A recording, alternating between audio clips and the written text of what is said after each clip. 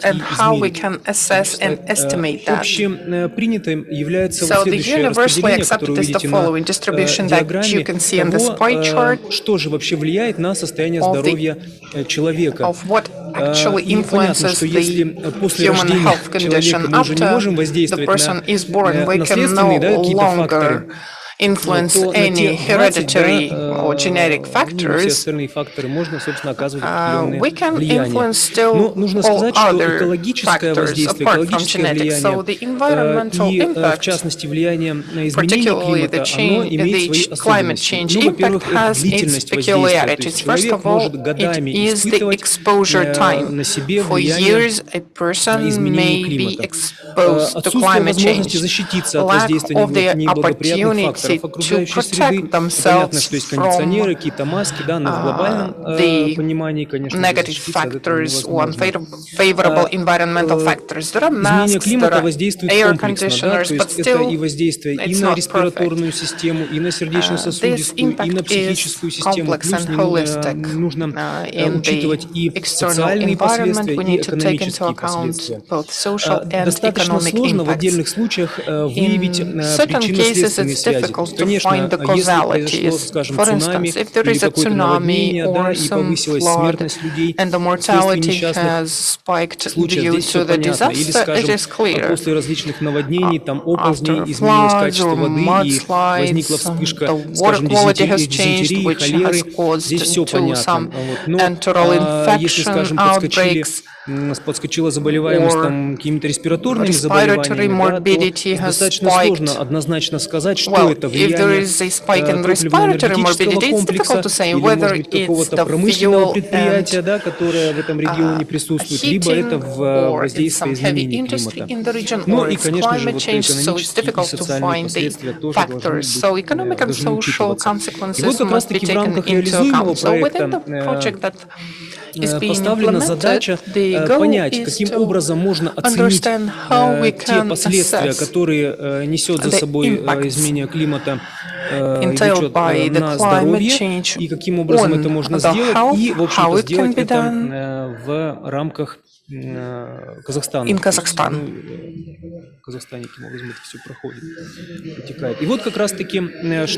So what has been done? I must say that Публикаций достаточно there много are различного many плана, publications которые of different посвящены kinds влиянию изменения климата на здоровье dedicated населения. Так вот, the были climate change impact on проанализированы human health. отчеты, методологии, The reports and methodologies have been analyzed, the relevant methodologies and reports, so how they were selected. First of all, we used the criteria of assessing the publications that have a format of a methodology or some major report, not just papers with the findings, but the publications that have an in-depth description of research methodology. We looked into the findings of major international organizations that have a proven track record, and we preferred the step-by-step descriptions of methodologies and maybe some practical toolkits. We neglected the materials that focused on some mathematical analysis, forecasting, projections, or modeling, because our goal was some initial assessment that will be available for building upon further. We have selected 9 reports, 9 methodologies that have been analyzed. The first 3 are the materials by WHO, but they're not duplicating each other, they have different lists of recommendations. Plus, we have UNDP, World Bank, as well as the Curtin University report from Australia, because, this was a very detailed report with many tables of recommendations. So, what are the methods recommended by the developers? The major one is the so-called literature method, focusing on the analysis Очень of the интересно existing поступили publications. американские исследователи. An interesting Они что approach делали? was seen in Порядка the 100 US. человек из 8 Researchers, разных about организаций 100 people оценивали from исключительно 8 different научные публикации organizations assessed высокого уровня only scientific доказательности, то есть таких publications вот хороших with a основательных high исследований. И level of только лишь proof, на with high основе level of оценки этих evidence публикаций and они proof power. сделали свои заключения, And плюс they они made разработали their, рекомендации для лиц, принимающих решения. opinions Ну, в for общем-то, только лишь сидя за policymakers, made компьютером, their да, они recommendations for сделали, ну, достаточно policymakers, такую, all провели done достаточно only большую sitting at their работу. desktops. Кроме того, And they have рекомендуют accomplished like оценивать huge work. статистические различные данные о Plus, состоянии there is the здоровья, assessment of различные various отчеты health stats, и так various далее. health Также stats рекомендуется reports, использование готовых as well климатических as сценариев. some already Кто-то climate советует scenarios. создать Some мультидисциплинарную recommend группу creating a экспертов, которые multidisciplinary group of experts будут, that would собственно, be проводить эту оценку, да, involved in the с позиции assessment разных отраслей from the экономики, сельского perspective of хозяйства, various sectors of economy, like agriculture, биоразнообразия и так далее. biodiversity, and so on. Кто-то советует, Some в общем-то, recommend оценку делать assessing на основе проведения based семинаров. То есть on одна из методологий workshops. So one of the советует провести 3 methodology семинара. recommends То есть three workshops, пригласив туда engaging ну, различных a заинтересованных лиц variety of и представителей stakeholders, государственных органов, representatives of неправительственного each сектора, public бизнеса и так далее. agencies, На первом семинаре рекомендуют NGO businesses. составить перечень рисков, которые могут In the first возникнуть. workshop, Затем the модераторы или stakeholders менеджеры are их, asked to значит, make the list компонуют. of На risks. The втором семинаре moderators compile рекомендуют those оценивать risk lists. At the second текущую workshop, ситуацию, то есть те the меры, need is to которые assess the действуют current в стране на situation and сегодняшний the день. И на available третьем measures in the семинаре country right рекомендуют now. уже And at the разрабатывать third workshop, рекомендации they recommend to для develop смягчения этих recommendations рисков. for mitigation. Кто-то из разработчиков Among говорит, the что, developers конечно же, say обзор литературы that это хорошо, literature но review без is a great thing, посещений, but так сказать, without the actual visits консультации с государственными and органами, да, consultations with без public выездов на bodies, места, without field полной trips, картины получить не it's получится. Поэтому impossible делают to акцент на obtain like the посещение full регионов pictures. и так далее. Therefore, Ну и, there is a конечно же, focus присутствует и on картирование, regional и visits различные виды plus моделирования, mapping, ну и there различные, is так сказать, виды modeling types прогнозирования. and forecasting. Следующий слайд. И таким образом, какие можно сделать выводы So, what conclusions we can do from this review? Исходя из целей и задач, Based on the goals, objectives, time frame, and available resources, this assessment can be performed by one expert, by several experts, or ad hoc interdisciplinary task force. One report stated that if time of natural resources are not available, one person can make a review of publications from mass media and make up a picture, at least a preliminary picture. Methods recommended methods are diverse as well, and item number 3, actually 9 analyzed guidance contain different types and number of steps from 2 to 9 to 13, but all methodologies contain 5 main steps available in all methodologies. First, identify negative effect of climate change. Second, morbidity and mortality. Number 3, identify vulnerable groups. Number 4, identify response to climate change. And number 5, develop recommendations. And now, the current work is about the development of a certain methodology or guidance based on this analysis to allow a preliminary assessment of how climate change influences public health. And what has been done so far, or the steps envisaged by the methodology? First of all, we have listed risk factors. I did not, this is not an exhaustive list. I did not include all of them. These are just sections. How we made a list of risk factors out of 9 guidances. We have synthesized all risk factors. We deleted overlapping risk factors and those risk factors that are not of concern in Kazakhstan and Central Asia, such as tsunami or the shoreline and flooding of shoreline villages, infectious communicable diseases. We excluded tropical diseases such as Western Nile fever, chikungunya virus, and this is our list, which includes implications of direct impact and indirect impact. The direct impact includes physical exposure, such as flood, for example, when we see some fatalities, injuries, electrical current, scarcity of fresh water, temperature, and which includes cardiovascular deaths, mental health issues, suicides. Number 4, air quality, changes in air quality. This includes solid particles and ozone changes and allergens in air, bronchial asthma, communicable diseases include hepatitis A, cholera, malaria. We don't have malaria in Kazakhstan, but some imported cases can occur. And if we have an increase of average annual temperature, probably some southern infections, encephalitis in eastern Kazakhstan is exposed to this impact. Indirect impact includes mental disorders. This is very difficult to assess, but in all guidances we reviewed, it goes through all mental disorders, go through all guidances.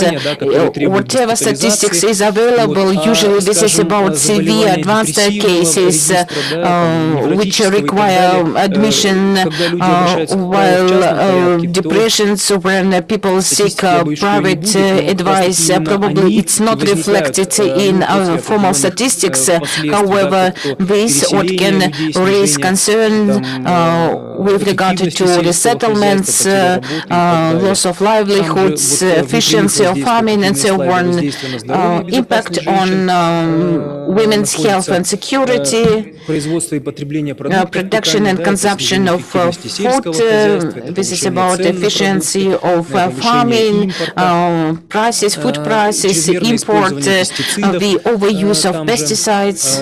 Number 4, changes in infrastructure and services, lower availability of health services from public and private facilities, restricted access to medicines. We remember that last year it was very difficult to buy even a facial mask in pharmacies due to a high demand, and social economic consequences such as migration, conflicts, and so on. And we propose to make assessment based on these factors.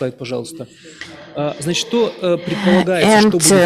what will be done? Each factor from the previous slide will be evaluated in terms of likelihood of occurrence, high, moderate, and low.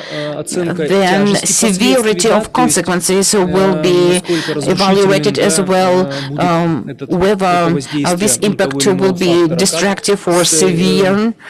From a public health perspective and from economic, social perspectives. Then, next slide, the impact of geographical factors. We needed to evaluate availability of healthcare. When we talk about some remote areas, some epidemiologically endemic regions, some regions face water scarcity. In the hills, we have other specificities. Assessment of vulnerable groups. Vulnerable groups includes not only elderly people or children.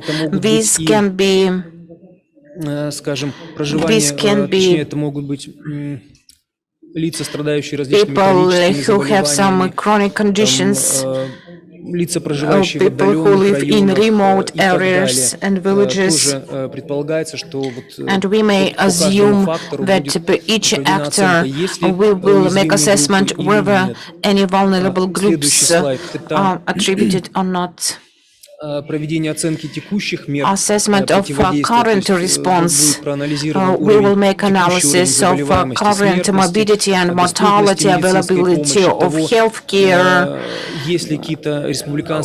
whether national or subnational programs are available. This is more about morbidity levels, because morbidity is strictly related to the good diagnosis rate or detection rate. If we see cardiovascular morbidity growing in some region, probably it is related to availability of better health services and produce a better reporting, access to potable water, development of agriculture, and so on.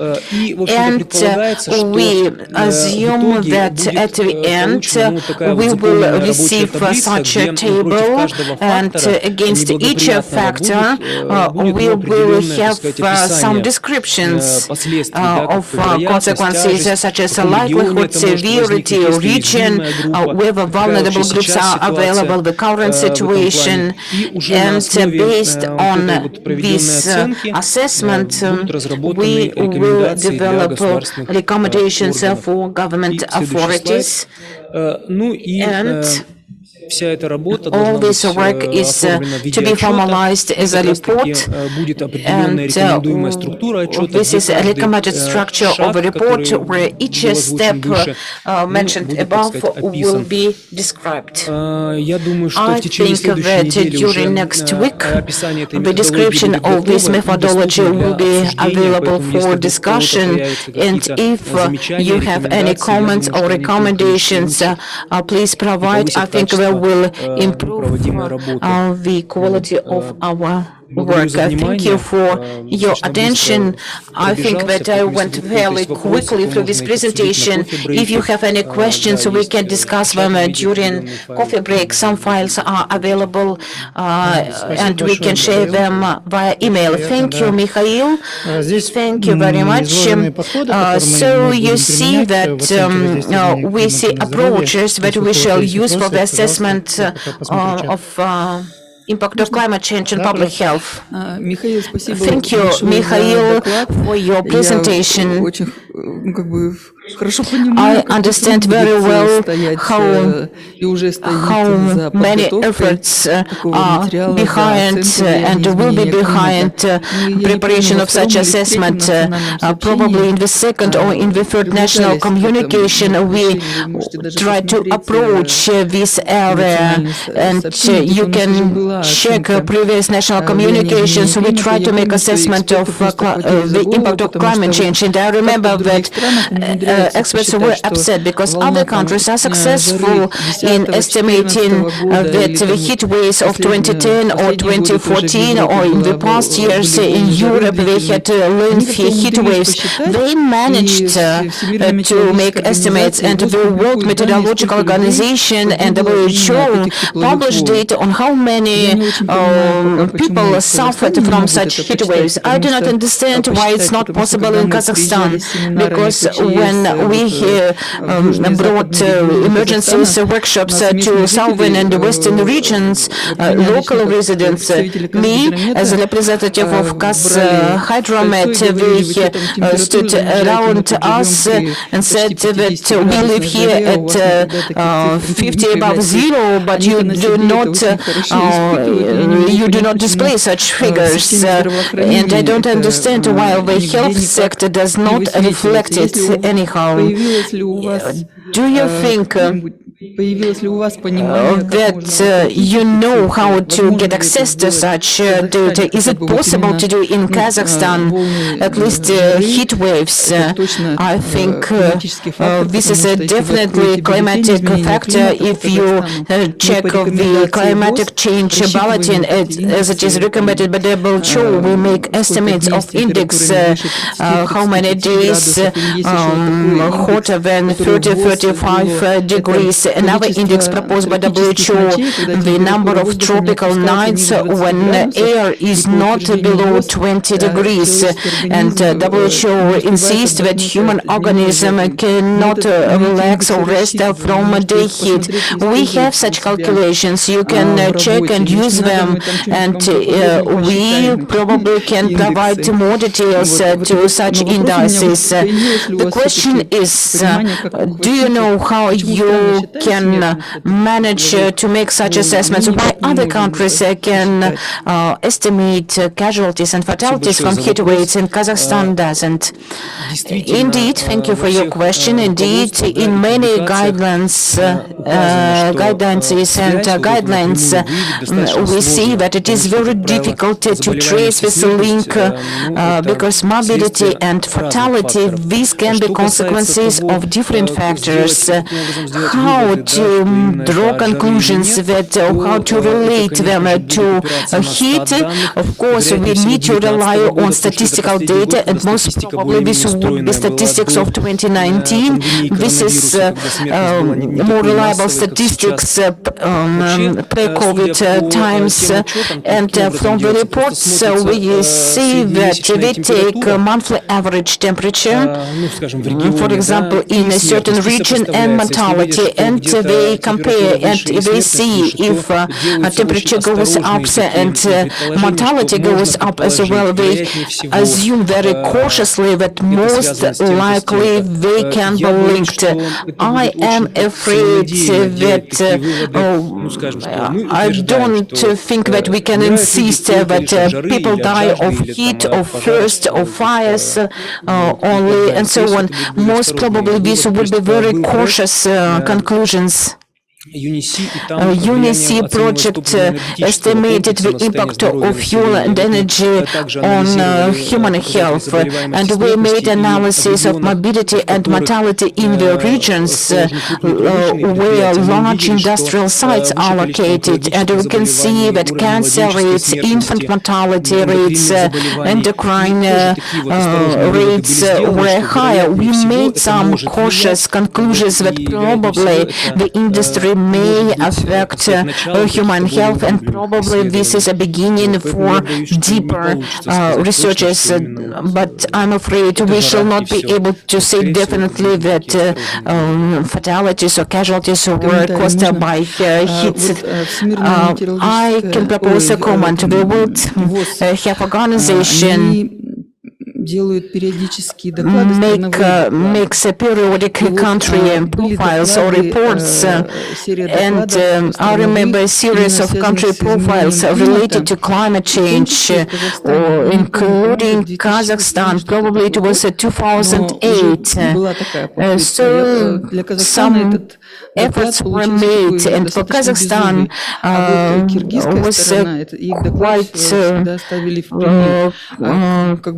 was quite superficial, while in the Kyrgyz Republic it was much better. We are neighboring countries, why don't you contact them and probably review their report? Probably this will be helpful. But in general, this issue is a gap. Emergency authority can, of course, calculate and estimate casualties and fatalities, and it's not only heat, but cost matter a lot in our country. Thank you very much. Ровно минут, как Михаил начал докладывать, a minute after Mikhail started his presentation, I recalled that we had such a study. I sent previous reports, but they were very superficial, very small, minor data were available, and I found WHO report with data from Kazakhstan and sent it to Mikhail, but I'm pretty sure that we can develop this idea. I'm not sure that this will be in-depth research and study because data are a gap, statistics and other figures, but we hope that we will succeed. Thank you. So this is our lunch break time, as I can see in our agenda, but we continue. And I invite Dauren Zhumabayev. If you are online, Dauren? Yes, I am online. Dauren, please, over to you. So you will be first. This is a methodology session. How estimates are made and regional collaboration, current approaches, and so on. We have 4 presentations in this session. Good afternoon, dear colleagues. Can you see my presentation? Yes, we can. Thank you. And I want to present the CBM CFS3 model for carbon capture. This model is the carbon budget model of the Canadian forest sector. This is a Canadian model for carbon budget, which estimates GHG emissions from the forest sector. And for Kazakhstan, this model was adapted by international expert Borjua, working in Kazakhstan since 2019. He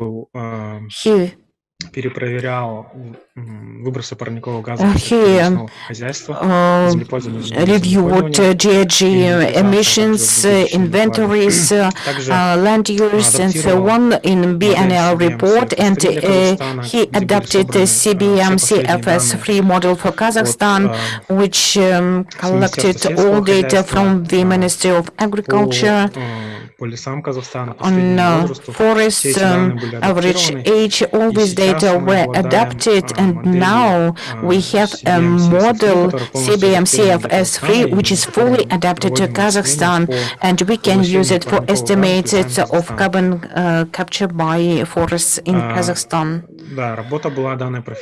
Yes, and this was financed by UNDP in Kazakhstan, and we are very grateful to UNDP.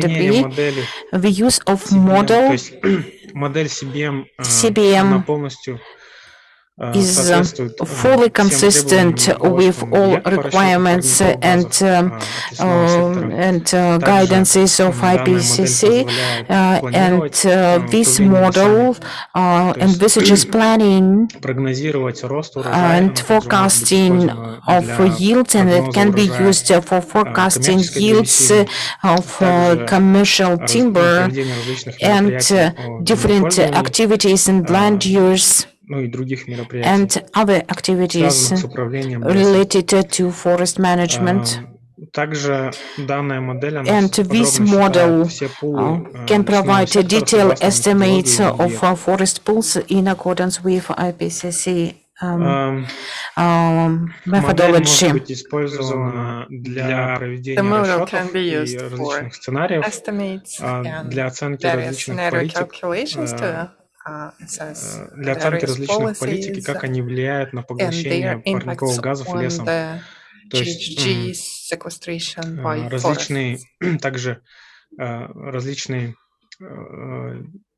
возмущения, такие как пожары, насекомые, various spikes вырубки, related также to моделируются данной моделью. wildfires, pests, and cuts are also Есть modeled. инструменты In для this загрузки model, данных, there то are есть в tools for автоматическом data режиме не нужно как uploading. бы вбивать In все вручную. automatic mode, you don't have to input Позволяет it исследовать manually, изменения в прошлом, то есть валидировать модель, allows создавать for сценарий будущего. tracking previous Адаптация для changing других стран. and В данный момент данная модель make применяется models for adaptation большинством for стран other Западной countries. Европы, Today, the Канады, majority of Соединенных Western Штатов, в Europe России оно countries применяется. use this То есть model. это In the US, становится Canada, and Russia, they эталонным also use it. инструментом в So сфере this лесного is a kind хозяйства of по a всему миру reference для tool подсчета парниковых for газов. agriculture to estimate Следующий слайд GHG. показывает The next slide shows моделирование the изменения modeling of the changes in the годичных запасов annual углерода в of лесном секторе Казахстана, то есть от всего леса.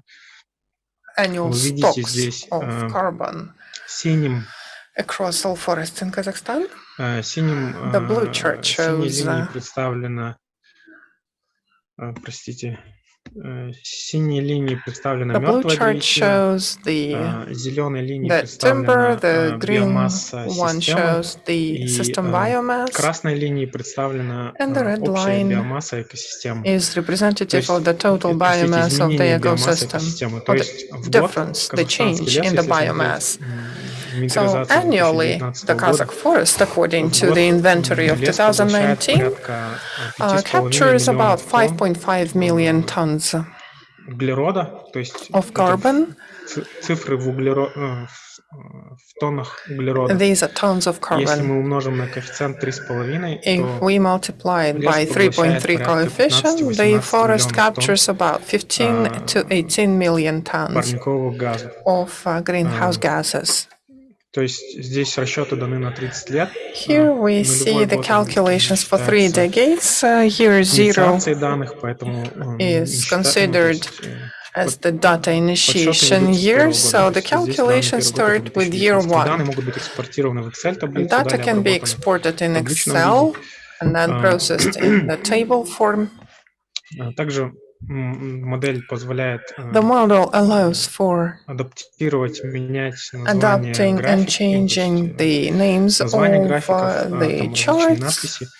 various labels, есть меню на русском. and there is a Russian Вот я language выгрузил menu as эти well. данные, которые вы видели на This is прошлом the слайде, в публичные export данные. of the в Excel. public data you have seen in the previous slide. They are exported into Excel in tons CO2. Порядка 20 And here you миллионов can see that about 20 million of tons are captured by the Kazakh forest. поглощение However, планомерно such снижается ввиду старения леса. sequestration is Видите, доля decreasing due to the aging of the forest. You can see the share биомасса уменьшается, но of увеличивается доля biomass мертвой биомассы. reducing and the increase in the share of dead biomass. Также модель позволяет The model делать allows for различные a выборки variety данных. То есть, of допустим, data можно посмотреть sampling. распределение You can see по the возрасту, age distribution. You can средний возраст look at the и average площадь, age которую and the занимает данный area возраст. taken up В by данном графике видите, то есть a лес от certain 20 до 39 лет age. For instance, занимает площадь порядка 3 миллионов гектар. От 40 the до 59 3 million лет hectares занимает from площадь 20 to свыше 3,5 39 миллионов years гектар и forest. так далее. То есть в Казахстане лес And, сравнительно молодой. over Если смотреть 3.5 по hectares is распределению forest of возрастов. 40 to 59.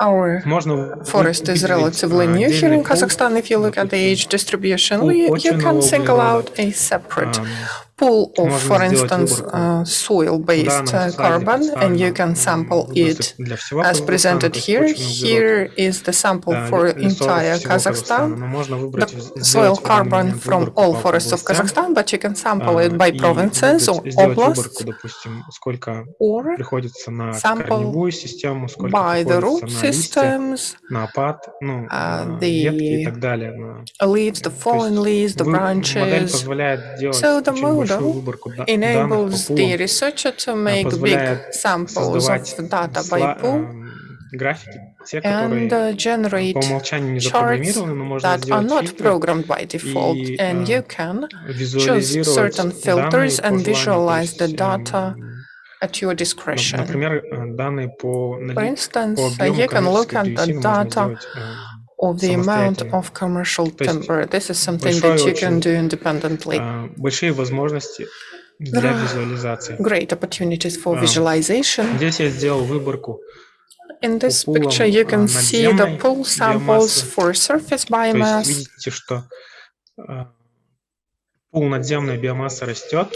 The surface biomass pool is obviously growing over time.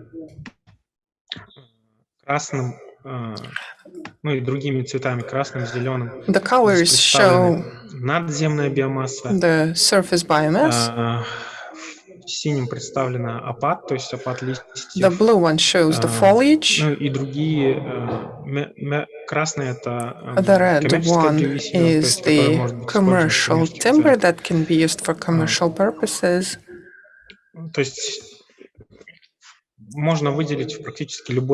So you can single out basically any pool of interest. So briefly, this has been it from me about the functions of this model. In case you have any questions, I am open. Yes, I do have a question, if I may. Dorian, nice to see you. It's a great software, so it's only for forest, right? What about other plants, like bushes, some agricultural crops, or like wheat, or I don't know, cannabis? Can it be adapted? Yes, it can model bushes, saxaul, about 8 million hectares in Kazakhstan. So it's the most popular species. It is applicable to bushes, but as for wheat and some smaller crops, it's not exactly suitable because it's mainly generated for modeling the forest. So certain physiological processes of forest growth would be different from, for instance, grass. Therefore, I guess it is applicable to bushes, but as for crops like wheat, I'm not sure if it's applicable. I'm interested in cannabis. It's not exactly just a crop, it's like almost a bush, you know. In Kazakhstan it is burned, but other countries benefit from it. They make fabrics in Germany, Canada, America. Can we analyze cannabis there? Well, if it's a bush, yeah, I think we can. We do model saxaul. Well, this could be great. Well, I think I must get back to you with that because I need to check. I have a question. Даурен, спасибо большое so much, за ознакомление с такой моделью. Я хотела спросить, вот когда рассчитывают возможности этой модели немножко уточнить. Когда приходишь к лесникам, чем ты занимаешься лесами, у них, во-первых, есть целые книги по бонитетам, то есть одна и та же порода дерева по-разному растет в разных условиях, в зависимости от того, к какому бонитету причислена та или иная территория. И в соответствии с этим мы с ними строили и кривые роста, как быстро там растет тополь, и как быстро он умирает, как долго растет там хвойные деревья, и как долго они живут. Вот такие вещи в модели закладываются, можно просчитать территорию. Сейчас вот программа там сколько-то миллионов или миллиардов мы хотим деревьев высадить. 2 миллиарда деревьев мы хотим высадить.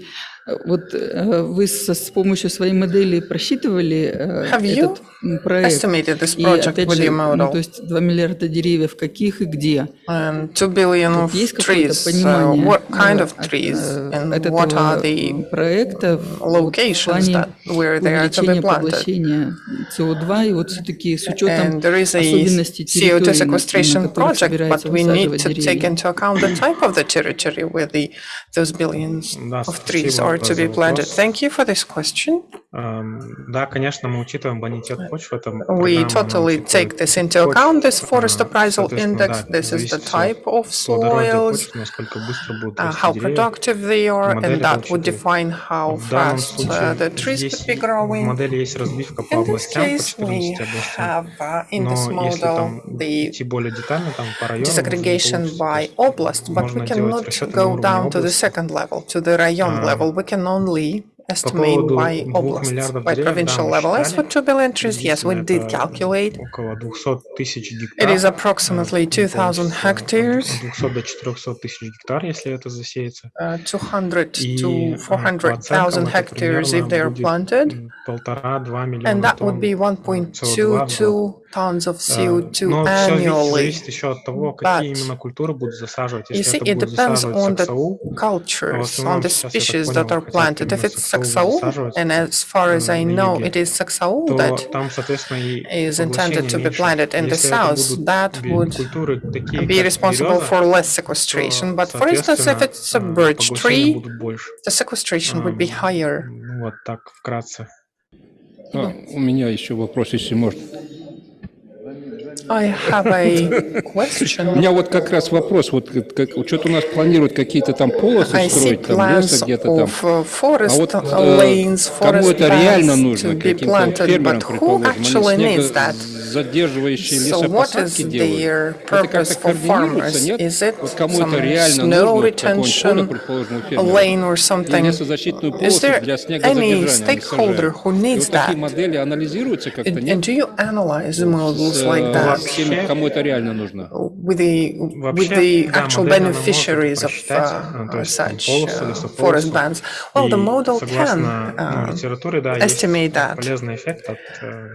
And the literature shows a beneficial effect from such forest bands because they contain snow, they improve the quality, but according to our forest code, the minimum width is 10 meters for a forest. If it's not 10 meters, it's not considered a forest, and it won't be shown in the inventory. If this hedge is no wider than 10 meters, it will not be included in the forestry sector statistics, and it will not be accounted for in the inventory.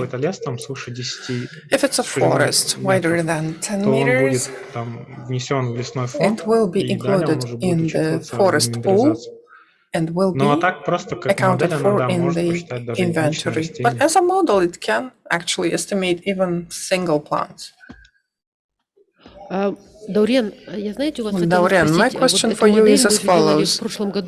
We worked on that model last year, and I've been wondering, when you've been looking through this model, have you found any maybe errors, some gaps that need to be filled, or you could recommend something on certain prospects of improvement, maybe adding some new data? Could you give some hints or takeaways? Ну, в принципе, Byron дал подробные инструкции, как именно, то есть он Byron has given us detailed instruction on the land use metrics. He has given us in-depth guidelines on how to make changes in the table so that the model would understand that. But still, I think there might be sports where we would need his consultation. We can consult via email, remotely, ask some questions to be sure and to be on the safe side in terms of editing and making changes in the model, because the area data changes annually and we would update them to improve our inventory. какая-то удаленная консультация была бы хорошо, если бы I think you could use like a remote consultation with this viral. Здравствуйте, можно вопрос задать?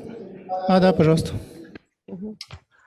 Даурен, подскажите, пожалуйста, для национальной Daurian, for the national inventory, is this model suitable for national inventory? I have seen a video previously that stated, I am a new LULUCF expert at Jasildamu, so I've been wondering whether this model would be suitable for us. Nice to meet you, Dana. Здравствуйте, Дана. Ну, вообще, Viral, он рекомендовал не использовать ее для инвентаризации, а not to use использовать it for inventory, rather use it for inventory validation. The stock taking should be done manually. Ну, то есть на бумаге, там, counting like on paper, using IPCC methods. But I think that this models better than manual calculations. When Viron transferred this model to us, he said you shouldn't use it for, you shouldn't say that the calculations were done with the model, and you shouldn't use it as the major tool. You should say that the estimations were additionally validated by CBM. So this is the approach that he endowed. That was the international expert opinion. But from my perspective, I think it can be used, but like this is my personal opinion for inventory, right? And another question, specifically for validation. So can it be used for validation then? Yes, exactly. You can use it for validation. If you do manual estimates, you may validate them through the model. Подсчеты, которые вы сделаете вручную с тем, что показывает модель, то есть to look for coincidence. You can validate your manual calculations, and that would be a proof that there is another method who shows the same emissions. So it's a working model. It's an applicable tool, right? Да, для валидации она точно подходит. Yes, exactly. You can use it for validation. А вот можно еще один вопрос добавлю? May I ask another question? Там получается до скольки лет обновление как идти? Up to how many years can you update this model? The updates are done once in 6 months. It is, I mean by years, by annum. Имеете в виду данные казахстанские, Do которые you там mean включены? the data, the inputs from До Kazakhstan? какого года ряд там? Up to which year? The time series is, right? Последний год, Well, as for Kazakhstan, the last year 2019. of input is В 2019. 2020 году эта модель делалась. In 2020, we Последние worked данные были on this 2019 model, года. and the latest data was back from 2019. 2020 год мы должны For будем 2020, we are supposed to autonomously make то есть changes. там есть таблицы, которые There необходимо is отредактировать. a specific table that has to be edited and then imported to the model. And who will be importing the data? Ну, я должен, то есть, ну, Well, скорее that всего, would я be буду me. редактировать Most likely, таблицы. that would be me to Нужно modify будет the сделать tables. запрос в Комитет лесного You хозяйства. will need to Затем make a я буду, request скорее всего, потому что to the Committee of Forestry and мне кажется, Wildlife, and I think there is no Что, other я вот specialist хотел to сказать, fill in что this information. Даурен, I must say ну, в that принципе, вот в Daurian Жасылдаму сейчас же есть департамент, кроме инвентаризации, есть is еще the one департамент at Jasildamu. моделирования. Apart from inventory, there И is a вот modeling туда эту модель department, надо right? поставить. Вроде у нас тут And была you попытка, но actually что-то can не install this сработало. model back at that Может быть, сейчас modeling сделать, department. We've tried Даурен. previously, but maybe this is something that we Да, can да, do я now. Can we do that, Daurian? что Apologies ну, там, for, да, были некоторые yeah, моменты. there have been Я как раз сейчас some делаю подсчеты для frictions, but now нового I'm годичного отчета. making Я estimates думаю, for the new biennial как сделаю report. вместе с Даной, чтобы I've been было ей working. понятно. И I это think I просто will be обновлю working on that together with Dana. And that would be a great opportunity for updating the forecasts. Да, передадим, потому что там And we can были transfer нестыковки, the то есть model. там We я have был в had certain командировках, frictions потом due Дана была to какое-то время indiscrepancies в of our командировке, и там не working удалось пока всю schedules, модель so we передать. didn't Да, нам важно, чтобы transfer эта the модель model все-таки туда поступила, fully. чтобы вы It's научили important работать for с us ней, to transfer и this чтобы группа model по so that инвентаризации и you группа could по train моделированию могла на ней the работать, users so использовать that the в том числе для inventory and валидации, а может modeling быть и для departments at Jasoldamo could инвентаризации. use it for validation and Да. Анна, inventory еще and что-то stock есть у вас? taking. Dana, is there Да, anything еще from you? один вопрос у меня такой. Когда планируется семинар вот именно касательно... When do you plan a workshop on this model, training workshop on this Я model? не расслышал, извините. I'm sorry, I couldn't Семинар по hear your обучению вообще question. будет ли обучение? Will you provide a training workshop? Планируете ли вы? Are you Да, planning? планируем. Давайте мы Yes, его we сделаем в do. январе. And I Вас propose устроит эта we дата? have it Где-то in числа 15-20? January, between 15th and 20th of January. Спасибо. Да, Yes, хорошо. okay, thank you. Даурен, слышали, да? Dorian, did you hear Да, this? да, слышал. Yes. Да, Выздоравливайте до этой Please даты. recover Хорошо, by спасибо. this date. Stay Спасибо, healthy. до свидания. Thank you. Goodbye. Да, спасибо большое, Дана, Thank за you very вопросы. much, Спасибо коллегам. and И Dana, thank сейчас you я for бы your хотел перейти questions. плавно к And инвентаризации. now Мы we в этом году switch завершили to работу inventories. по This year we созданию finalized обновленных the методологий по updated инвентаризации methodology for парниковых газов, которыми inventories of пользуются GHG emissions предприятия Республики used by Казахстан. companies in Kazakhstan. И And сделали мы эту работу опять we же с ЖСУ did Даму, it который jointly является with нашим национальным партнером. Jasoldamo, И which вчера у is нас была acting as our длинная, key partner. долгая And встреча с yesterday we ЖСУ had a по long планированию meeting будущих работ, with да. Jasoldamo for future Очень классно, planning. плодотворно поговорили. We И had a теперь very вот fruitful предоставляю discussion. слово And Айман. now I invite Пожалуйста, Айман, Ayman. презентация, если можно, коротко. Please Спасибо. share your presentation and, if Всем possible, добрый quickly. вечер уже. Good evening, Видно, да, dear презентацию? participants. хорошо видно. Can you see Всё видно, your видно. present? Can you see Меня my зовут presentation?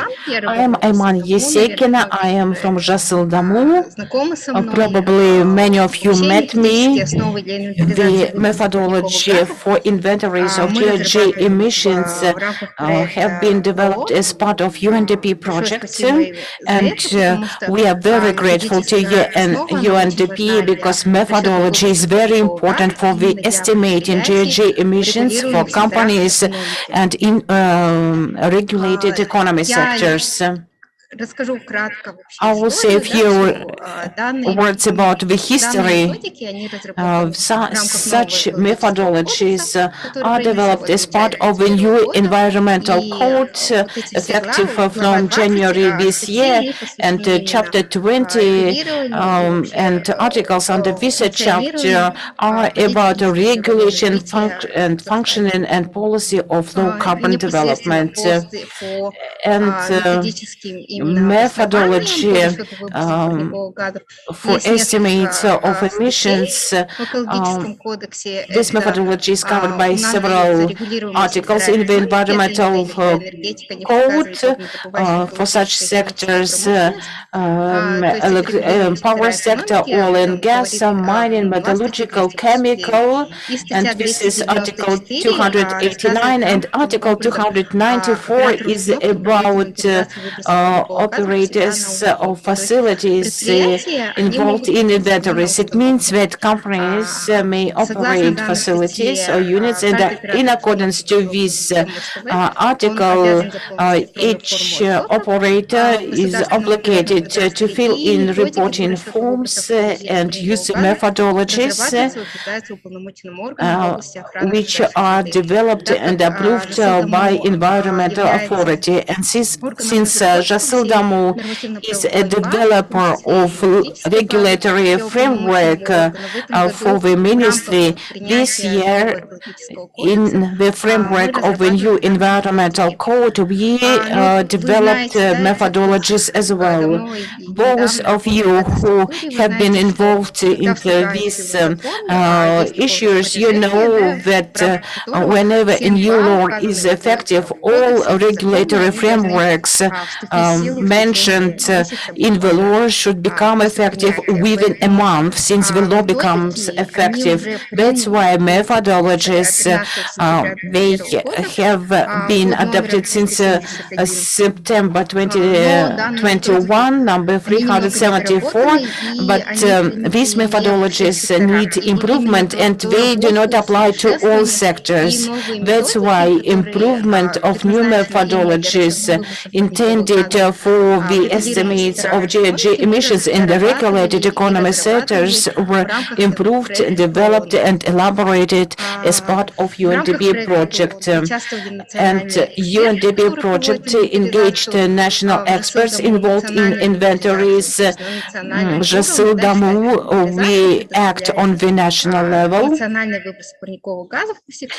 We provide a national inventory of GHG emissions, and these are national experts in energy, in fugitive emissions and industry.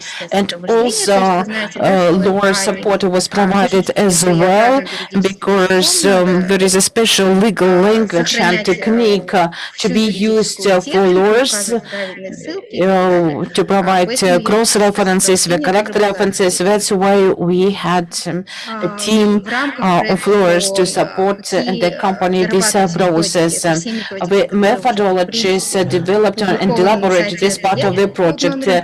These methodologies are available on the website, and the new plans or new methodologies, I aggregated them. For example, coal, we merged all types of coal methodologies under the same name, ceramic, glass, and so on, and ferroalloys, lead ferroalloys, and zinc. And I draw your attention to the fact that if a facility is operating producing, it should use this methodology, or if this is a CHP which is used or operated for domestic needs, for corporate needs, we should use methodology for GHG emissions related to CHPs, heat plants, and boilers. They have a separate chapter for gas, for incineration in boilers, and so on. And these methodologies are developed, these methodologies are process-based.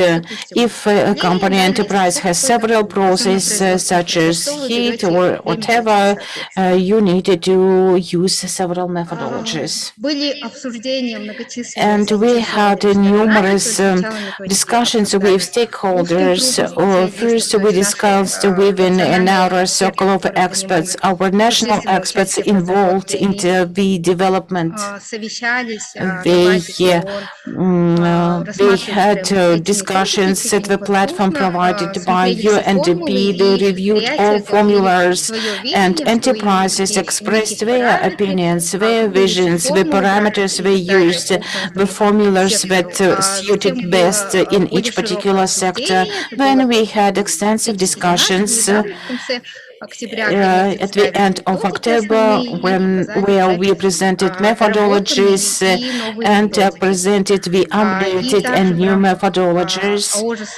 And under Жасыл-Даму on the 15th of November, we had a discussion of these methodologies, and we continue receiving comments to these methodologies. And in general, we achieved a good collaboration, and hopefully this output would be of high quality. What are the advantages? Since these methodologies are used now, I did not consider or present them in detail. The key message is that we have 3 tiers or 3 steps. First step is international factors. For example, calorific capacity, emissions. national factors and the third tier when companies or enterprises use their own corporate data to estimate emission factors. They use carbon content in fuel, and these methodologies do not provide factors. Instead, they provide formulas how to estimate these factors, meaning that each company has to use its own data, lab data, or some quality certificates, and this would allow us to have a picture of emissions, and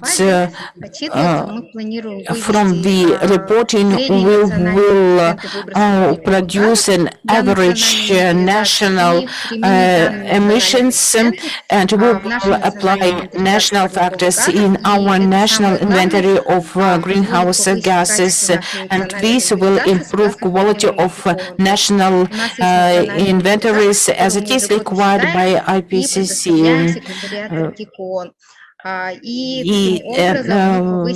UNFCC, because we provide this data, we submit this data to the Secretariat of UNFCC, and this will raise trust and confidence in data provided by Kazakhstan.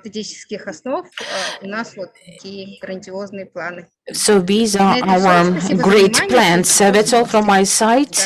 You have my contact details and you can ask me questions now. Thank you, Ayman. Do we have any questions with regard to this presentation? We have experts from Hydromet, probably no questions about inventories, but in general I'm pleased that we covered this topic because we work a long time on inventories. I check the chat box and I see 3. This is about a different topic. Okay, Ayman, thank you very much. Another workshop is ongoing on inventories, and Ayman agreed to make a presentation in our climate talks. Thank you very much. And now I invite Vera Voronova, some time ago, we started a very difficult topic, and it was very difficult to find a person who would agree to initiate it. The idea was to set up some platform in Central Asia to initiate discussions on how to reduce GHG emissions specific to our region, Central Asia and Mongolia. And one of such measures is carbon sequestration in lands, pasture lands, soils, and so on. And Vera Voronova, we met her when she made a presentation on sequestration by steps at previous climate talks, and today she will present how we commenced our collaboration with the countries of Central Asia. Vera, over to you. Thank you, Saulit. Indeed, I will try to be very brief, and my presentation is opportunities of creating collaboration framework in Central Asia and Mongolia in carbon sequestration in agriculture and our land uses. And we go to the next slide briefly about this initiative, about this idea. This is the paradigm that in addition to forests, such ecosystems as meadows, wetlands, steppes and pastures have a high stock of carbon. This is well known, and this capacity, this potential may be used in policy making and activities to respond to climate change. And since the climate conditions in Central Asian countries and associated implications, landscapes, the traditional nomadic cattle breeding economy are quite common, it means that we have a capacity potential for regional collaboration. And in 2020, the UNDP project on climate promise in Mongolia proposed to provide support to the government of Mongolia in setting up collaboration among Central Asia countries and Mongolia to achieve NDCs of participating countries related to carbon sequestration.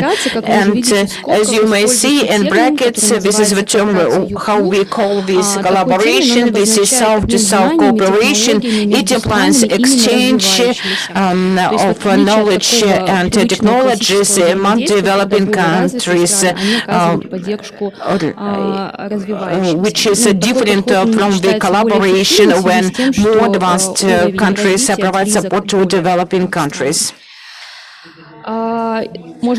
Next slide, please. And UNDP projects in Kazakhstan, Kyrgyzstan, and Uzbekistan supported this initiative from Mongolia for regional collaboration. And in 2021, we commenced a feasibility study. This is the first step when we have to prepare such feasibility study of such collaboration, for such collaboration and the opportunities. This feasibility study is prepared by 4 national experts, including me, and 1 international expert. It is important to note that at this stage, our objective is first-hand, and we didn't intend to make inventories of GHG emissions. And when the objectives for feasibility study is to collect information from countries, I did data collection for Kazakhstan, institutional approaches to addressing climate issues, updated NDCs, and experience in regional agreements. Another item, another objective, to assess interest of the government and other stakeholders, assessment of opportunities and complexities, and of course we need to develop some preliminary results on the potential format of collaboration.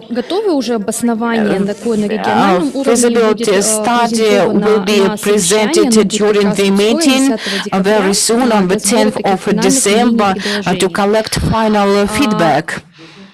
It means that in accordance with these objectives, we reviewed reports. We had a lot of consultations with different organizations and experts in the field of agriculture, climate change, land degradation, and the participants of existing. We had interviews with participants of existing regional frameworks, such as regional workshops on the Amsterdam Convention, just to understand how regional framework works, what are the challenges that we could take into account in our analysis. On the 27th of October, we conducted a validation workshop, and we convened experts from these areas, and we collected feedback about priorities for exchange of knowledge and experience. We presented some preliminary conclusions we did as experts, and we asked participants whether these preliminary conclusions are correct. And 36 representatives took part in this workshop. They were from research institutes, from non-governmental organizations dealing with climate change, agriculture, land degradation, and experts who have experience of regional collaboration. And very briefly about key issues. One of the key objectives was to identify priorities in exchange of experience and knowledge. And the first slide shows priorities identified in our national strategic documents. Such as NDC, which is prepared for approval, such as subsidizing of fertilizer to maintain humus, introduction of carbon tax to incentivize maintaining humus level in soils, forest growing, pasture management, improvement of inventory methods for emissions and sequestration in agriculture, in land use, change in land use and forestry, reducing areas for timber logging and afforestation of the Aral Sea bed with saxaul plantations. In addition to this analysis of data received from reports, we proposed to include the following priorities. The participants proposed the following priorities, such as direct reduction of greenhouse gas emissions through the improvements in cattle species and use of biogas. These are direct reduction measures, and this is agriculture, land use, and that's why it was recommended to use them in our assessment. Improvement of fodder perennials through the development of sita production and auxiliary area included bee management, degradation of remote pastures within our problem, and this was presented during my previous presentation in the previous climate talks, and we see that in Kazakhstan the steppe ecosystem degradation is a shared problem caused by underuse of pastures, resulting in steppe fires, and this was validated by workshop participants. And another item is water use in agriculture and exchange of experience of arable lands to avoid humus qualities. Следующий слайд. Так, получается, на основе консультаций с экспертами, то есть уже были здесь вопросы, анкеты и оценки существующих региональных инициатив, были сделаны заключения о том, какие выгоды могут быть для Казахстана от участия в этом региональном сотрудничестве. Первая такая очевидная выгода – это не только для Казахстана, но и для всего региона, что повышение, что такое региональное сотрудничество поможет, в принципе, повысить популярность и значимость пастбищ и других видов земель в глобальной климатической повестке, да, то есть популяризировать вообще, в принципе, этот подход. Не один раз экспертами было высказано, что есть острая необходимость налаживания, то есть внутреннего системного сбора данных по секторам сельского хозяйства СИЗО-ЛК, и в том числе для того, чтобы усовершенствовать методы инвентаризации этих поглощений. И, конечно же, можно ожидать, что повышение вот этой приоритетности, то, что первое было сказано, оно будет способствовать тому, что приоритетность этого вопроса будет расти и внутри страны, и создаваться будут условия для усовершенствования системы сбора данных на национальном уровне. Это в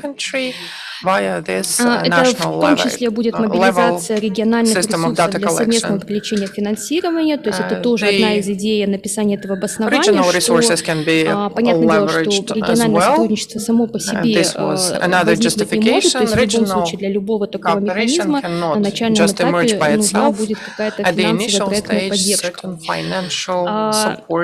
И, например, вот даже по примеру оценки Чуталасского, да, соглашения, которое у нас в Казахстане есть, то есть прошло очень много отчетов региональных именно с инвестициями международных организаций, финансовых институтов о поддержке и достижении цели этого соглашения. То есть действительно такие рамочные соглашения между странами, они помогают при привлечении дополнительного финансирования на какие-то конкретные мероприятия и на само функционирование этих региональных сотрудничеств. И уже такая более прямая выгода – это, конечно же, наращивание опыта стран по устойчивому управлению пастбищами и продвижение в национальных политиках, наших политик по устойчивому подходу в сельском хозяйстве. Management and Следующий sustainable слайд. approach promotion Долгосрочной in такой agriculture перспективе устойчивое in управление national пастбищами и policies. другими землями, Sustainable оно pasture будет, конечно же, management in the long-term способствовать снижению perspective will выбросов парниковых газов, promote но the этому reduction было of тоже особое внимание уделено emissions. на семинаре участниками, что стоит принимать the во workshop, внимание, the и на эту participants тему тоже mentioned уже that очень много публикаций, it is needed to be taken into что account, and способность there are many пастбищ накапливать publications to the углерод, point она that все равно the является ability краткосрочной, of да, и pastures to устойчивое store управление такими carbon экосистемами, оно is важно в temporary, первую очередь and не так для sustainable поглощения, management а of как such для ecosystem is needed собственной устойчивости и not поддержания only for климата the на нашей sequestration but планете. for their own sustainability and the Так, sustainability of the если climate on our переходить planet. к тем сложностям, которые могут Talking about the possible ожидаться при формировании difficulties этого сотрудничества и как вообще это можно in the course of минимизировать, shaping следующий this слайд. cooperation and how they can be minimized. То есть однозначно уже много раз сегодня было сказано, что адаптация и митигация изменений климата – это межсекторальные сферы, да, и требует очень эффективного межведомственного взаимодействия. И реализация, в том числе мер по смягчению последствий изменений климата и адаптации в сельском хозяйстве является межсекторальным вопросом, то есть это как минимум Министерство экологии, Министерство сельского хозяйства, и взаимодействие между этими ведомствами будет играть решающее значение. Одна из таких сложностей это в том, что сектор энергетики в Казахстане является приоритетным в достижении определяемых национальных вкладов. И возможно, что невозможно, так это и есть, будет какое-то время, что сектор сельского хозяйства СЗЛХ, он не будет иметь приоритета и соответствующей политической поддержки. И стоит отметить, что экспертное сообщество в этом направлении, оно ограничено, то есть экспертиза страны, она есть, и она действительно в инвентаризации мы впереди всех, но она ограничена. Эксперты уже все заняты в текущих проектах, и это нужно будет тоже принимать во внимание. И по опыту региональных инициатив, координация активной работы, она будет, в принципе, невозможна без какой-то долгосрочной проектной финансовой поддержки. Потому что правительство стран обычно выделяют бюджетные средства только на ограниченные мероприятия, то есть это поездки представителей на встречи, да, там максимум организация каких-то конференций.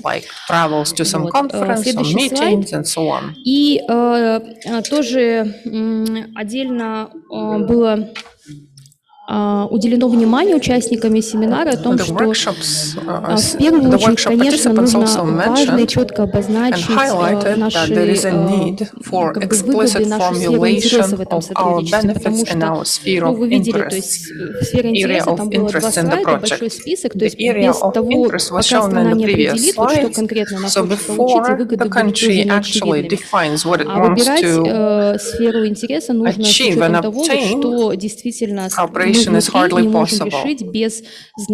We must стран. decide that internally, but we need the neighboring data knowledge as well. Так, и следом такая картинка, очень классическая, в принципе, как мы в Казахстане участвуем в такого рода региональных, в том числе международных сотрудничествах. То есть это структура состоит в том, что есть уровень участия правительства Казахстана, международных организаций, принятии, формирование повестки этого соглашения, принятие решений, администрирование, внедрение taking decisions, administration, implementing recommendations in national level programs, addressing financing issues. However, any operational success depends on the active engagement at the grassroots level. That would be research institutes, experts, separate projects and NGOs. Contribution to such operations are always huge via the research findings, opinions, recommendations, and practical implementation, as well as raising awareness about how important the agenda of such cooperation is. Basically, there are no innovations on our side on how to shape this regional cooperation. That would be the option from Kazakhstan is that would be a treaty, an intergovernmental agreement following certain procedural regulations and a strategic action program. Plus to this format, it could be really beneficial to have a certain digital platform to share the experience, information, and expertise to create a certain platform for the experts to exchange. And the recommendation is that there is no need to create anything new. We can build upon the existing platforms, for instance, the Karak platform, something that's already in place. And the next slide is... можно назад вернуться. We can go back. Да, то есть идея какова, что сейчас мы предварительные выводы и резолюцию семинара с участниками направили в Министерство экологии requesting to get acquainted with the results of assessment in Kazakhstan, support Kazakhstan's initiative, and be a leading government body in this initiative. Besides, as I have already mentioned, there will be a regional workshop. In the next slide, you can see my contact information. Мы сейчас компонуем последнюю версию отчета, и если у вас есть какие-то интересные идеи, если вам кажется, что предварительно что-то было чему-то не было уделено внимания, и я с удовольствием поделилась более подробной информацией. И также, например, если есть здесь организации, которые как организации, как эксперты независимые, заинтересованы в принятии участия в формировании этого сотрудничества и дальше функционировании, promoting this cooperation and its further functions, please contact me, because in our report we will state the level of interest at the national level in terms of the actual participants who are willing to take part in shaping this mechanism. Thank you for your attention. Thank you so much, Vera. If there are any questions, please. Да, очень интересная инициатива, очень понравилась. This is a very interesting initiative. Предложение от этого Тарасского университета. From Taraz University, there is a suggestion. I have traveled there recently, and they have a group who are preparing to cooperate with Mongolia. This is the Chutalas Basin region, and they are working on a new nature reserve. And there is a difficulty with snow tigers, snow leopards, sorry. And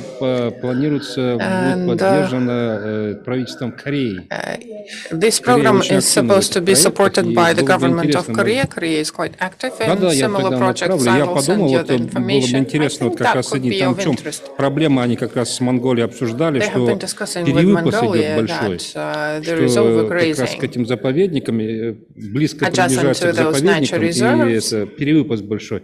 А в самом Тарасском регионе там проблема, что эти заповедники закрываются, часто кто-то с кем-то там договаривается, и в заповедниках кто-то там чего-то там пасет. И вот там они переживают, что вот конфликт интересов идет большой. И вот было бы интересно то, что вот как раз по пастбищам вы говорили, как этот разумный баланс обрести. try and strike the reasonable balance between nature reserve and grazing. And they have, in Mongolia, they are also suffering from this overgrazing problem, and they would be interested in a solution. There are certain natural reserves that have like very hard limitations. Но с другой стороны, это заповедник там. Да, нельзя. Но с другой стороны, риск пожара. Hazards inside the nature Вот reserves. как вот этот баланс соблюсти, было бы интересно So соединить. that could be really interesting to try and discuss that possible balance.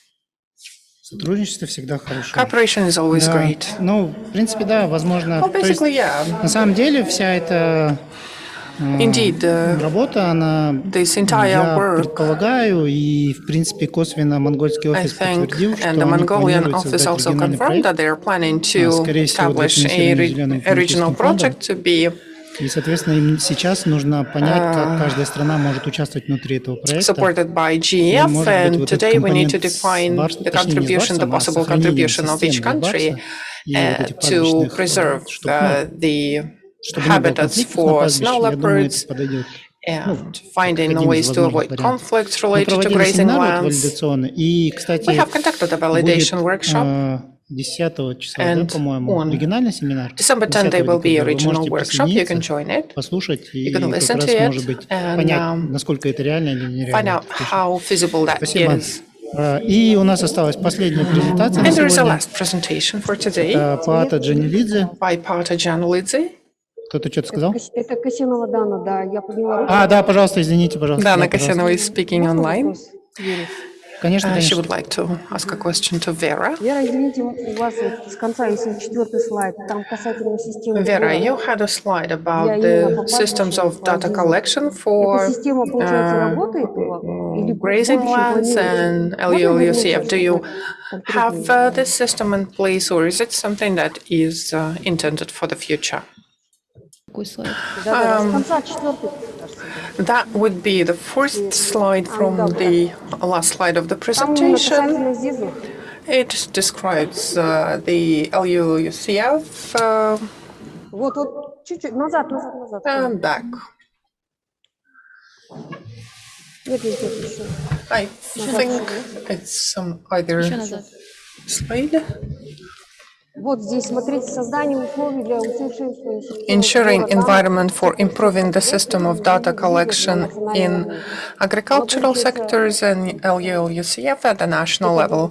So is that something that is intended to be created? And another question. So it's a regional or a national level, right, of information? Смотрите, вот здесь перечислены какие выгоды и интересы для Казахстана может принести участие в региональном сотрудничестве. Да, то есть это как бы перспектива. И как раз ваши эксперты, вот Любовь Васильевна, Зуфар, да, когда я с ними проводила консультации, то есть именно от них была такая информация, что есть сложности, да, в получении данных по секторам сельского хозяйства, СИЗа и УХ. Есть какие-то барьеры, что вот именно дальше совершенствовать национальные методики инвентаризации поглощений. И это уже как бы связано. То есть если, в принципе, эта тема, она будет набирать популярность, и интерес, ну и интерес внутри страны на региональном уровне будет тоже повышен, то вполне возможно, что внутри страны, да, то есть будут создаваться условия, то есть будут подтягиваться другие структуры, которые занимаются сбором и анализом этих данных для того, чтобы усовершенствовать это. Такой больше риторический exercise. So it's the prospects for the future. Okay, well, I think what's implied here is the national level, but referring not only to Kazakhstan, but our neighboring countries. Because we know that in Kyrgyzstan, for instance, there is no internal national team to do the stock taking for this sector. Кстати, что касается инвентаризации, то, наверное, вот тоже важно, мы тоже в отчете отражаем, что I think it's important действительно and we вот have если mentioned that будет in our report. соответствующее какое-то In финансирование case there проекту, is то the Казахстан мог relevant бы funding выступить for как the раз project, этим Kazakhstan контрибьютором could на be региональном the уровне, чтобы regional поделиться level нашим contributor опытом в to инвентаризации, share потому что our по оценке inventory экспертов других стран мы как бы experience впереди because со своими as знаниями и other опытом. Да. countries experts assess, Спасибо. we Там в чате are есть the такое leaders in предложение, terms что of если knowledge. консультации еще не закончены, The proposal предлагают in the переговорить chat с is if членами the Рамсарской consultations are региональной not инициативы over, в talk Центральной to Азии. 5 Ramsar лет действует, Regional все 5 Initiative стран in Central охватывает. Asia. It Стоит has также been in place рассмотреть for 5 участие и years for использование all 5 диалоговых countries. платформ, которые You can уже use the существуют и dialogue ежегодно platforms проводятся that в Центральной already Азии exist при and организационной are поддержке annually Red conducted in SA. Central Asia, Несомненно, стоит supported обсудить by возможность Red сотрудничества на CA. Центральноазиатской климатической информационной Central платформе. Asia Climate Но мы, Information по-моему, Platform is something to be интервьюировали, да, вот эти части. actually Конечно, engaged. но так как я сама из области Well, биоразнообразия, я I знаю am from прошлого biodiversity. I председателя know the previous chair of the Эльдара convention, Энверовича, то есть Eldar он и Rustamov. нынешний So he председатель, and the не current председатель, секретарь, а chair, the теперь. current Здесь я интервьюировала, secretary. да, I по interviewed Рамсарскому them комитету. on Да, this спасибо. Да, мы с committee. ними проводили консультации Yes, we и have будем проводить, consulted with them, конечно, and если we этот will be проект дальше двинется. consulting further if this Спасибо большое, project Людмила, is спасибо, progressing. Дана. Thank you so much, Vera. Так, Thank you, Dana. и у нас осталась последняя And конференция, our последняя лекция на текущий момент. presentation Паата for the Джанилидзе, наш moment международный from эксперт, Pata который нам Janulidze, помогал our считать international expert who коэффициент helped us эмиссий calculating the выбросов парниковых газов. Пожалуйста, emission Паата, вам слово. factor for GHG. Спасибо, я постараюсь загрузить мою презентацию. Thank you. I am not trying to share my screen. Здравствуйте, уважаемые коллеги. Я понимаю, что мы... Greetings, distinguished colleagues. I understand that we are falling behind our agenda. I will try to at least go within my own time limit. Some previous speakers mentioned GHG inventory in the forest sector. But mainly talking not about the inventories. Here we are talking about the reductions of emissions, and the important component here is the emission factor or emission coefficients for the power sector for the power grid of Kazakhstan. Why we are talking about the power grid? You must probably know that this sector is the major contributor to the GHG emissions. Let us first define why we need the GHG emission factors for this electric power system. To calculate the emissions of greenhouse gases due to the use of electric power supplied by a single grid or from regional grid to set the quotas for certain GHG emissions at certain regions or enterprises and estimate the reductions of GHG emissions for certain projects. They are calculated per annum or for a longer period at the national level or project level. Our goal of the work that we have done in February, March, April, and finalized in May this year was to use the emission factors mainly to calculate the GHG reductions to further be used in the system of emission trade at the level of a project. Many projects implemented for the greenhouse gas emission reductions, they count on electricity or electricity generation. They use the baseline scenarios and project scenarios and count emissions as they aggregate power, electric power are used or generated, and we multiply it by emission factor. This is a real formula which is used which is used, but it matters whether it is used for baseline scenario or a project scenario.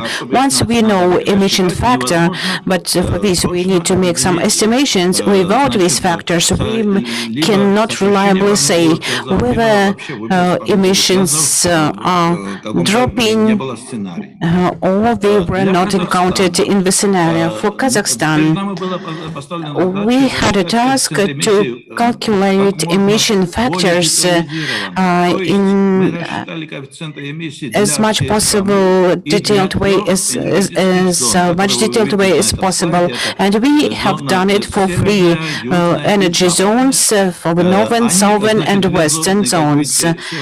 And you can see the southern and northern zones are linked, while western is separate.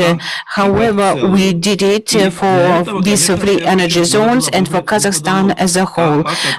We needed to select a methodology for such estimates. Usually, many institutions, financial institutions, estimate emission factors, but many of them refer to a more precise methodology developed by Clean Development Mechanism under Kyoto Protocol.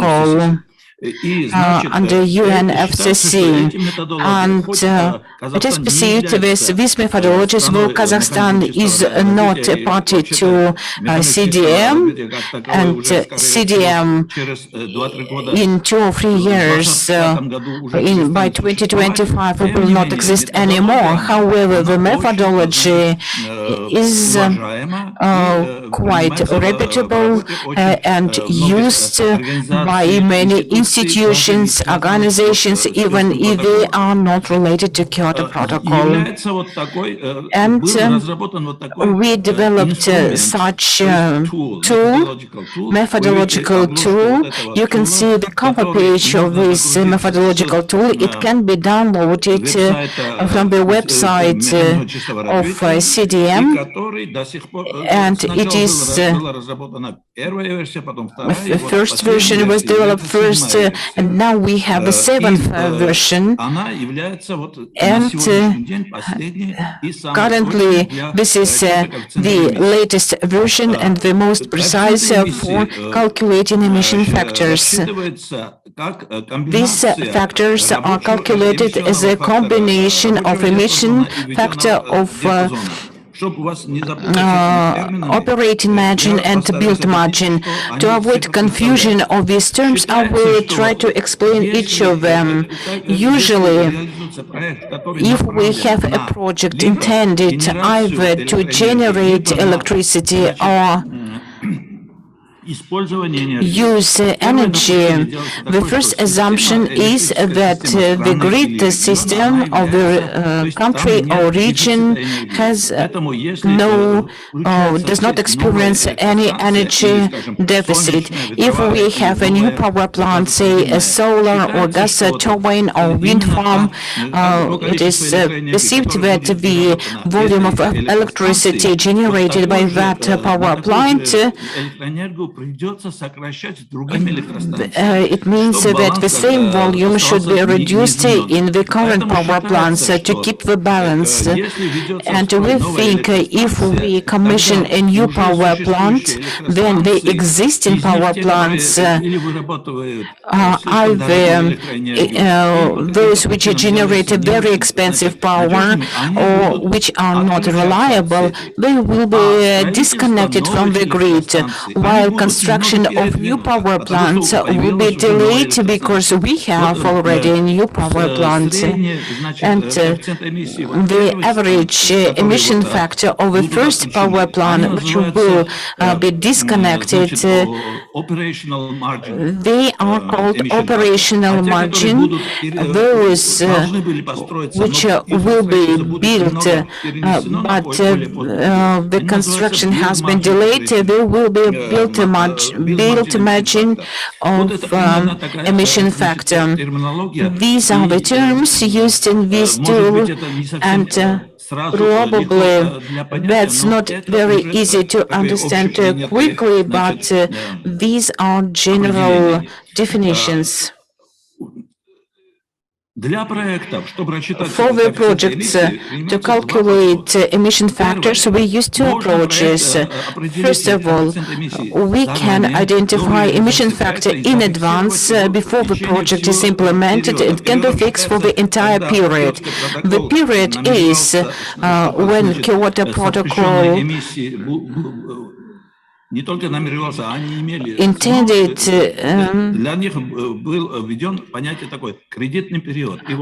credit period was implemented by Kyoto Protocol, and during this credit period they should be fixed for the first approach. The second approach is after the project implementation, emission factors could be estimated each year. For the first option, emissions have to be estimated for 3 subsequent years, and for Kazakhstan we did it for 2017, 18 and 19, and then they were intended to take a 3-year data for validation. It means that emission factors would be multiplied by generation of 2017, then at 2018, 19, and divided by total generation during these 3 years. This is more precise if we do emission factor estimation for 1 year only.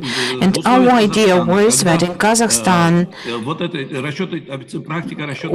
when this estimation practice is relatively new, and when we face difficulties with collection of data, we thought that we should use the first option for the project, at least in the near 3 to 4 years. We should fix the emission factors, and then the country will decide how to go forward, either to calculate emission factors each year or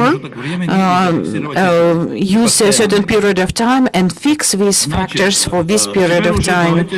And let's discuss how to calculate those emission factors for operate margin for those power plants which are already commissioned, and for built margin. The most calculation for operating manage is more difficult. There are 4 methods: simple operating matched, simple adjusted OM, analysis of OM dispatcher data, and average OM.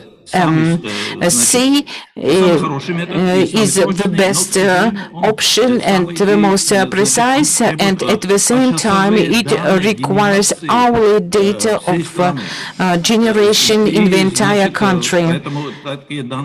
That's why these data may not be available. The last option, average OM, is imprecise, and it's better to avoid if other methods are available. For other methods, the key concepts are low-cost must-run resources. These are resources with low cost or which must be operated. These are power plants which either generate the cheapest energy, or power plants that are requested to be connected to the grid. When we say that new power plants will crowd out the existing power plants, these LCM power plants may not be clouded out because they generate the cheapest energy and they must be connected to the grid. There is another concept, the LSL and HASL. The lowest, the low annual system load and the high annual system load. If I have access to hourly generation, of course we can use it. If not, then we need to check the low-cost power plants if they are less than 50% of overall generation or more than 50%. If up to 50%, then we use a simple OM. If more than 50%, then we have to check whether they are low, they are LASL or HASL. I will not go into details. You can review the methodology that you can upload from the website. What type of data we need?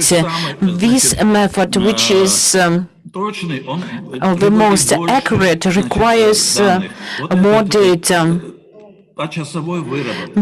Our generation and our fuel consumption. And the simplest is the average where we need minimum data. The selection of methodology is determined by availability of data, and then when we check whether these are low-cost power plants, what is the percentage of such power plants in overall generation? And there are associated formulas. Usually for each power plant, we use generation or output and emission factors. How emission factors are calculated for individual power plants? They use this formula, the calorific value, volume of fuel, and emission factors per each type of fuel. The calculation of simple adjusted OM formula is similar, but we use lambda here as well, which is a measure of time per year during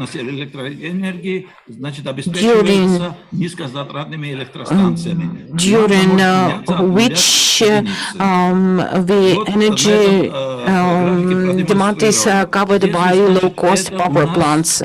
This is our load curve from 0 to 8,760 hours. This is 1 year, this is maximum, and this is the minimum load. And generation by all power plants, low-cost power plants, whenever they cross the curve, this area, if it is divided by this is our lambda. Lambda K be built through this curve or by default. If the share of LCMR is 100%, lambda is 1. If it is up to higher than 50%, it's 0.95. It is less than 50%, it is 0. And we didn't have this curve, that's why we used by default data from this table. And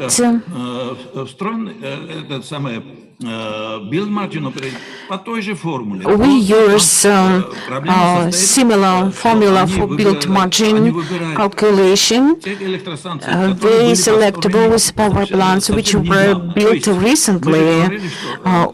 As we said, construction of some power plants will be delayed because of the commissioning of a new power plant. That's why to understand those power plants which are delayed, what would be their share in emissions? That's why to calculate their emission factors, they are perceived or treated as recently commissioned power plants, and we see if they generate 20% of overall annual generation, then we can use this one. If not, then we add the 6th, 7th, 8th until we accumulate 20% of annual overall generation. And for these power plants covered by this list of formula, we calculate emission factors by the same formula as for operating margin. How can we identify which power plants are low-cost ones? And we enumerate types of power plants in Kazakhstan. Out of them, large HPPs, we know that they were built several decades ago. They have been the investments have been repaid. They have minimum costs, and naturally, the grid operator, the dispatcher, would not disconnect these power plants because they are the cheapest. Or renewable power plants such as solar or wind and small hydro power plants, they will not be disconnected because they are supported by the country. As for thermal power plants, in accordance with this tool, if a thermal power plant is operated, and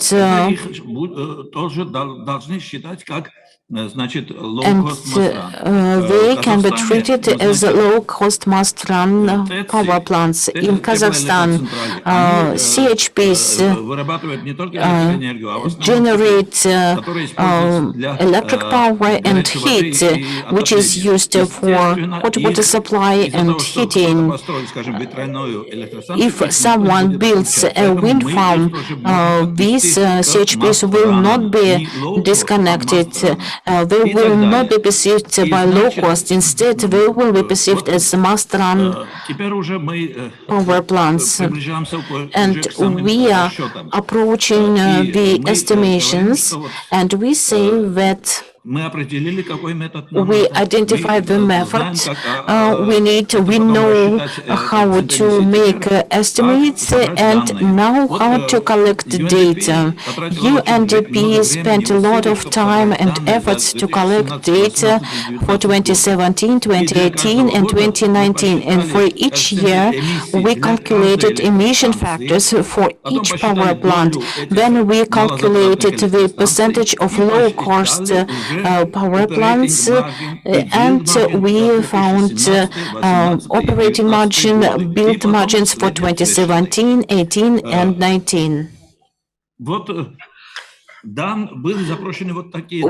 We requested this data, you can see on this slide. We faced big challenges. First of all, UNDP was not able to collect data from all existing power plants, whether it used fossil fuel or renewable energy sources. Anyway, they have to be taken into account into emission factors. We collected data, generation, percentage of in overall generation, it varied between years, but it was between 85 to 90%. And we compared the data of the Statistical Office and COREM. Actually, we should know discrepancies in data between official statistics and COREM.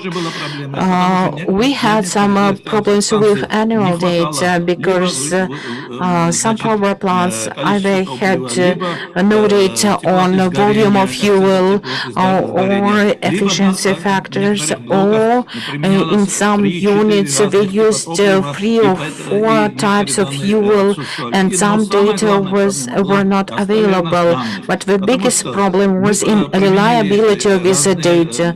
We used different methods to verify data. And actually, we found many errors and inaccuracies, but anyway, there were some figures that could not be verified because they needed to be rechecked. Finally, in Kazakhstan, we received this type of data check generation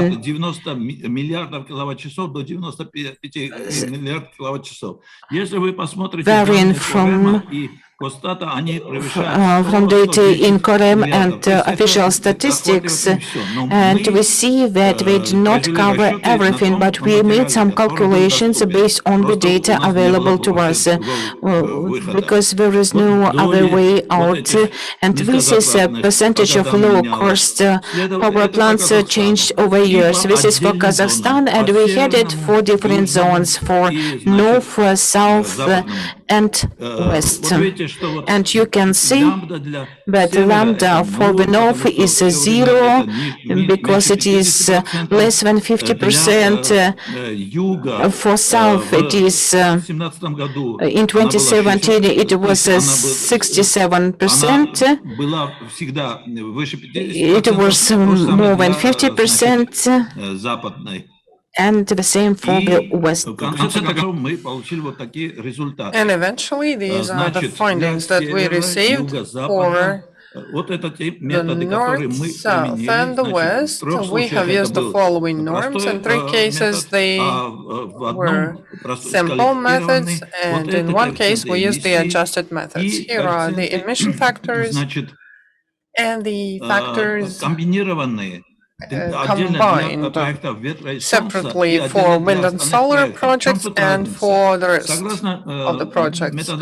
So what's the difference? According to the methodology of the pure balance mechanism, of the net balance mechanism, in solar and wind, for the working range, for the operational range, we take 0.75, and for BM we take 0.25. For the rest of the projects, the OM and BM are all 50%. And this formula, this is the formula I've been talking about. We take 75 and 25% or 50% and 50% depending on the type of the project. So this has been brief from me. I hope it was coherent. I wanted to give you as much information as possible without tiring you so much. If there are still any questions related to that, I am open. Спасибо большое, Палата. Thank you so much, Palata. Ну, в принципе, в целом мы очень рады, что мы смогли вот эту цифру вытащить, потому что предыдущее исследование проводилось because the previous research was back in 2013 or 14 and EBRD, by EBRD. And now we have this number, and when we showed it to the ministry, especially the Жасолдаму members, they were really happy. They had the task. They were tasked with the relevant calculation, but when we showed them this factor, they were really happy. So now it is possible that this work will be taken as a guideline, as a recommendation for the internal grid project, and we hope that the projects will be able to build upon this number, and I still hope that one of the organizations like Nazarbayev University or Korem will continue and will own those researchers and will update them, because we have the tools for calculations, we have the reports, we have the tools guidelines, and the very training for calculating the GHG emissions is also available on the website. I have been adding this information to the chat. You probably have seen it. All of the instruments are there and you can use them, and in case we have many projects for the internal trade systems, for the internal projects in the trade system, this is the information that would be enjoying very high demand.